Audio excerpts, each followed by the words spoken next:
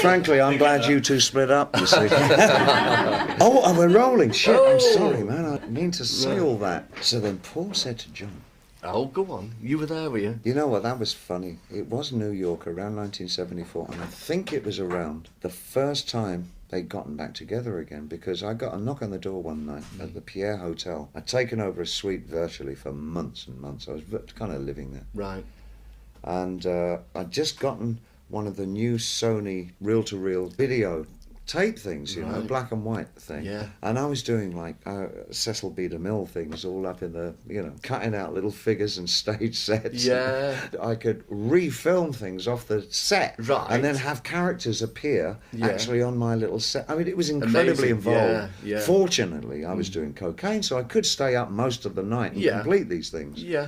About 3 a.m, there was a knock on the door, and John was there, and he had got Paul with him. As the two of them been out on the town for the evening, he said, "Can we come in?" You know, and he said, "You won't believe what I've got here." And I said, "I thought you two," and he said, "No, we're gonna, all that's gonna change." It was great. We spent the evening just like rapping and talking. There was kind of a strange thing between. There was a little bit of distance every now and again, but that must have been the first time they'd been back together for, you know, since the big bust-ups, you know.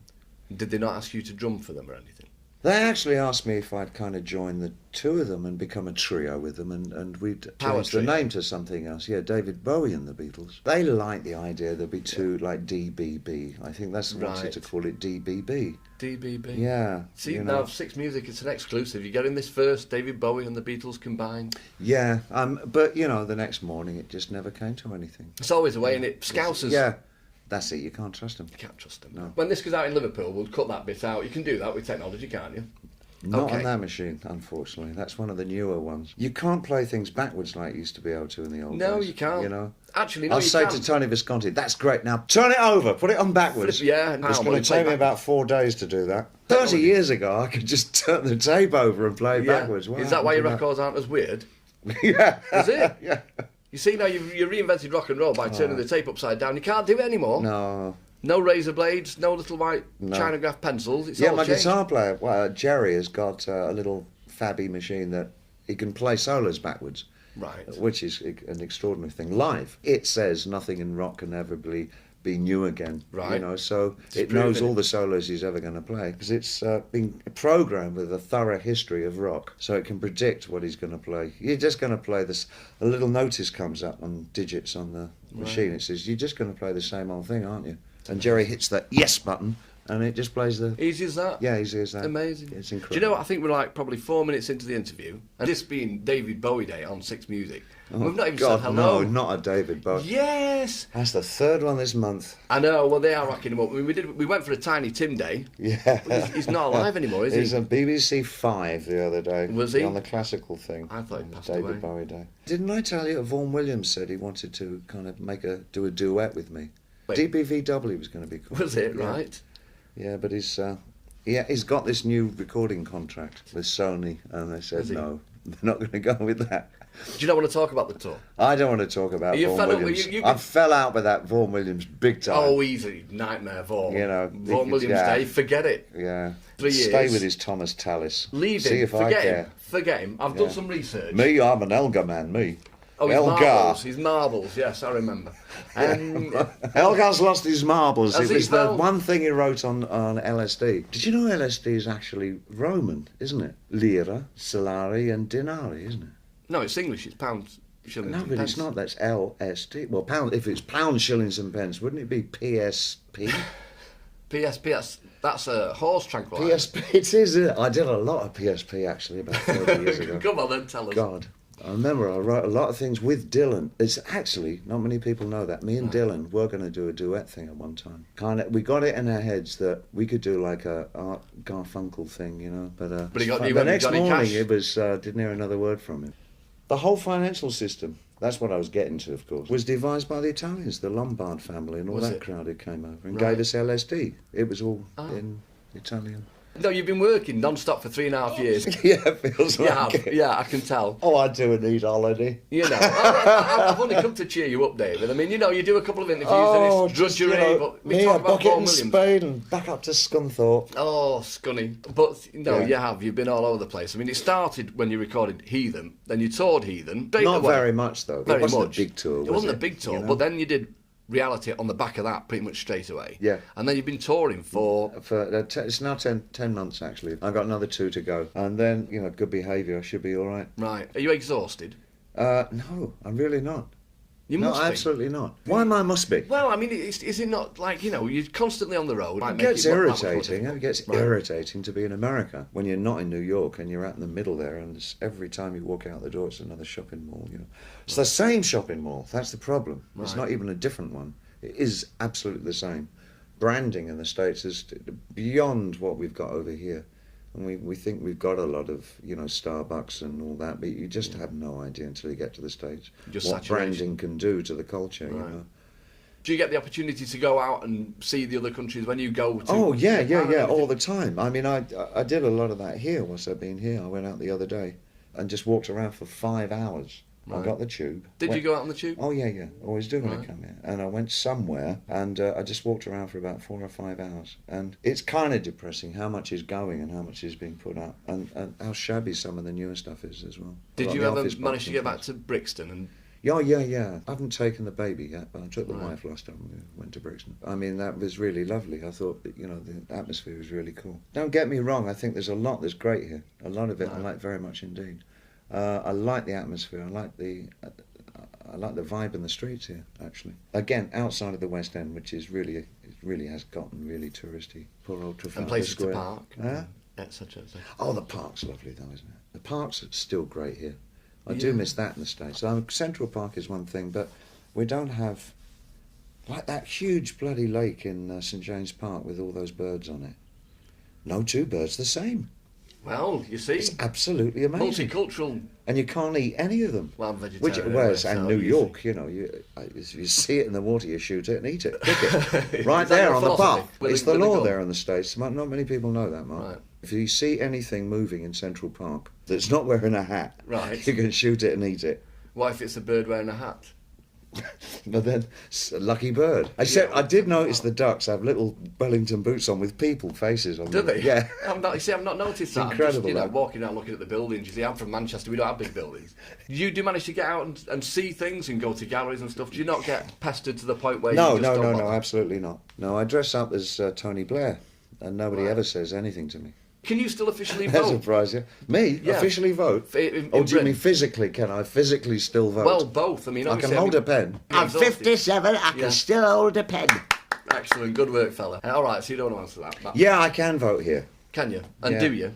No, because I don't think it's my place. I don't live here. You could vote. It's my option to not do that. But there again, I'm not an American citizen, so I can't vote there. And what was the high point of the tour? High point of the tour for me actually was doing this interview. I mean, I've been looking forward to this ever since we did Madison Square Garden. Yeah. Is it? I mean, you know. I tell you what makes it worthwhile actually is the unexpected in terms of professionally the shows. You play a place like Moline.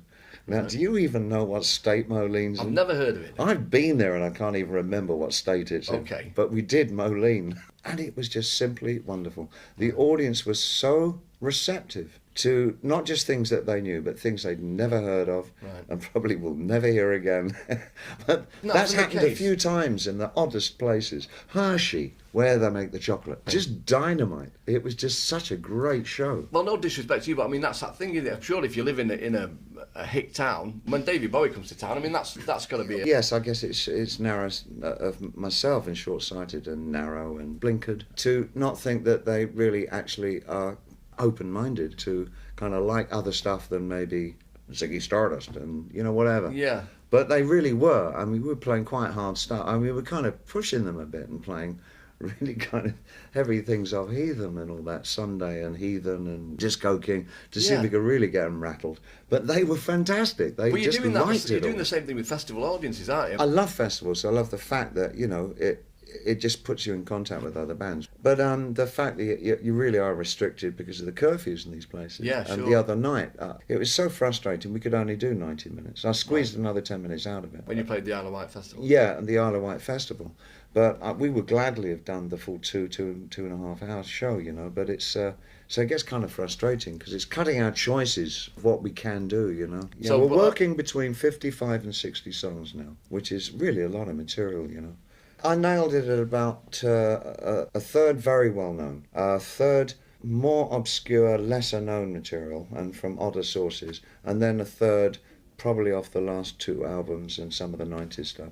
It's a pretty good selection, and I try and make it feel like that, about that proportion every night. And it means that everybody's happy, including my band. Because, I mean, in the arena tours, I mean, obviously the people there, the Bowie fans who really are, I mean, they're up there with the Elvis fans, aren't they? It's a strange, you know, I mean, I know a lot of them, and they know everything that you do. Oh, they know much more than I do. I mean, they always get the words right, you know, because they mouth them back at me. And Yeah. when I'm stumbling and thinking, oh, what's that? Oh. You should train them up just to do the words slightly before you need them. It's funny because you can be doing a song. I put back in, foolishly, I hadn't done it for quite a few shows, Let's Dance the other night. And I got to the line, something like a flower. I couldn't for the life of remember what the flower was doing. Was it wilting like a flower? Right. No, it wasn't wilting. That sounds daft. Were you doing this during a guitar solo? Yeah, so every time I came to the light, every time I couldn't remember it. Right. Like a... And I was looking else frantically for somebody I knew in the audience who would know, and I couldn't find anybody. Prompters, It's like I think, out are. of spite they decided to keep their mouths shut on that one. Evil. Yeah, but Motel, suddenly all the mouths are going again. Yeah. Yeah, and I knew all the words for that. But those, I mean, these people, they're quite an amazing bunch of people, the Bowie fans, because they eat, sleep and breathe David Bowie. I mean, your They're effect on their passionate. live was, I remember seeing you on Lift Off with Aisha, and it really was, I loved Dolly Beak, that was the only reason that I watched it, but of course Dolly you turned Beak, up, my God. and Wally White. Yeah. You know, when, Wally by the White time, was, but he was, see, there's the music link, he was... he was a folk singer, Well, wasn't he? didn't he used to work with Nancy Whiskey? Did he? Oh, that's Chas McDevitt. Did you always get them two mixed up? Yeah, Wally White and Chas McDevitt. And who'd you yeah, get? Ollie Beak, who it's was a an perennial owl. thing with me. Yeah, But, but Wally White was a skiffle man, though, wasn't he? Yeah, that's right, yeah. Did you ever have a T-chest bass thing? No. That came from the porch bass. You know, the T-chest thing in skiffle. Right. You get an old T-chest, you know, that they Yeah. bring the tea in, and a broom handle, and you stuck that through the top. Yeah. And then you nailed a piece of catgut, like you would use on a ukulele Yeah, or I something. remember a long them, yeah. piece. From the top of the broom down to the T-chest, and it would dum, dum, dum, dum. Was it not born out of poverty? It was born out of poverty, and actually where it came from is that it came from what they used to call porch bass in the States, in the South, where they would nail some catgut to the support of a porch and take it down to the actual porch itself, Right. and that would act as the sound box, and it would be thumping through the porch. Boom, Do you know, boom, I boom. read once that there's actually one of these, you know, T-chest bass things played on Wild is a Wind. Is that right? No, that wasn't true. And we'll cut that bit out and still put it in. It doesn't matter, that's fine. That. If I mean, if you took all the cut out bits and put them together, you could have like alternative interviews, couldn't it? I think the legal side of it, Is that what it the is? implications are forbidden. Yeah, you don't want those T-chest bass players suing. No, you know. no. Remember Archie Andrews? No. No, it was No. a ventriloquist doll. That's Peter Lord Brown. Charles. Yeah, no, but he was our version. Yeah, he was on Sunday radio. I Oh, often wondered no, I've why. talked about this, a ventriloquist on the radio, which I is... always thought that was absurd. I always Oh, wondered radio. if Jimmy Clitheroe, in fact, was a ventriloquist dummy. Yeah. There's a good letter in Viz about Jimmy Clitheroe, which I will tell you later. I'll tell you later. But yes. tell me now when it can be on the alternative show, yeah? No, You can't clip it out. But yeah, you've got BowieNet, right? And that allows Have I? your fans. You Yeah. instigated it. It's your beast. It's your fault. I mean, it's like the Truman Show. It is like reality TV, isn't it? Because everything you do, they know. In the days gone by, when you would go off to America for 2 years, we'd read about you in the Daily Mirror every now and then. Think, come back, you son. But now you've got journals. You've got reviews of every gig. You've got the set It list. brings everything down to the mundane, doesn't it? Well, no. I mean, Well, it does. Do you think so? Yeah. Which is fine by me. Well, I suppose your everyday life to you might be mundane if you're working and, you know, obviously not It always. is, I mean, it is basically, isn't it? All life is pretty mundane. Did you see that they found a seahorse in the Thames? Now, that's not mundane. They used to have a lot of them 20, 25 years ago in Right. the Thames, you know. But because of the pollution, they all died off. They just found one, which Right. means that the water is really cleaning up in Oh, the right. Thames. because it wouldn't live there otherwise. Right. Well, Isn't that lovely? That is actually a great story. They also found, I think about 4 or 5 years ago, a lot of Japanese crabs. They did. I'm not making it up. They found a new species of crab in the Thames. So we can sell that bit to Radio 4. They shouldn't just send me in here for 12 hours. We can do all the networks, all the BBC networks. Okay. So have you got any plans? No. Oh, this is hurting. Yeah. Plans for the future. We need to know. Because you've been all over the world. Have you written, like you wrote Aladdin Sane as you toured across America? Have you I've written nothing. Absolutely nothing. And I'm kind of just going to... Visconti and I have already started booking time in the studio. Right. To go back in again. I suppose I'll take 2 or 3 weeks off with the family, when I've gotten off the road. The last thing we do is... We were going to be doing Iceland, but we're not doing it. I love Iceland, isn't it great? It's a strange place. Oh, I've been there twice. I went there whale watching. It was a 24-hour trip. Yeah. And we saw one puffin. I'd love to see one puffin. Yes, very good. Okay. Where was I? God, we were in Iceland. I think it's now the south of France. I think that's our last show. And then from there, because there's a big festival down there. The next 2 months, it's like Norway, Finland, Sweden, Germany, France. Right. Monte Carlo. Monte Carlo, I'm going you're to Monte right. Carlo. Are we doing Italy? I can't remember. Spain, definitely. Right. And I think we finish in France. Then I go home, have a couple of weeks on, take them up to Scunthorpe, and then back in the studio. Do Lexi and Iman go out on tour with you, or do they stop at home? Yes and no. Right, they do a bit. I'll leave it there. Yeah. Okay. Leave it there. All right. It's none of my business anyway, really. David Bowie. We'll cut that bit out. Yeah. Michelle, producer. Yes. So how's life with you, which is more important? Oh, I'm great. Are you enjoying it? Yeah, great. Yeah. I'm semi-retired at the moment. Are you? Yeah, I'm doing about 2.5 days a week. Yeah. And it's this Saturday show, and we play Whatever We Like, which usually incorporates you and Lou Reed and John Cale and Iggy Pop, and some new great music. And I'm really enjoying it. I mean, you know what the atmosphere was like for us at Radio 1. It was a good job. Yeah. Me and Mark worked for 13 years together. But absolutely. At the end, it was like, yeah, we were doing it with our eyes shut, Yeah. And I'm here now. And I wouldn't have been if I was still at Radio 1, so I'm happy. David, before we scrap, would you mind us doing something? You do know it's a David Bowie day. No. Right, it's on the day you do Tea in the Park. It's you all day. When do we do Tea on the Park? 10th of July. It's my birthday. I'm sure you'll remember that. And that's sort of what brought this on. We're putting out a concert that you did in Ontario, London. Oh yeah. That was another great show. Right, yeah, that was really good. Yeah. Well, we've got an hour of that. You see? Have you? Yeah. Oh. So we're putting that out. There's a documentary going out. We're putting this out. Yeah. Sessions. It's wall to wall Bowie, which is what it says here. But that's the tagline. Why don't you? Have you got anything rare you want to give us? Well, no, I was going to suggest that you maybe use some of the seahorse and Chinese crab material as well. We'll definitely be using that. Have a nature corner. Yeah, we will. No, that'll be in. It'll all be in, David. Even this bit. Just at the top, there's a little tagline. If you wouldn't mind doing it, just. Hi. So one of those, is it? Okay. Please. Hi, this is David Bowie, and this is BBC 6 Music. Let's try. Hi, I'm David Bowie, and this is BBC 6 Music. And a bit below, wall-to-wall me. Jim's question. No, not Jim. You can answer that if you like. Wall-to-wall me. Bowie Day on BBC 6 Music. Can't we do Jim's question? If you've got time and you don't mind, Charlie, this is Jim and he's doing a programme about... David, please would you be kind enough to tell us which film soundtrack album is one of your favourites? Okay, yeah. Mishima by Philip Glass. Okay, that's that. Lovely, thank you very much. Okay, brilliant. Very good.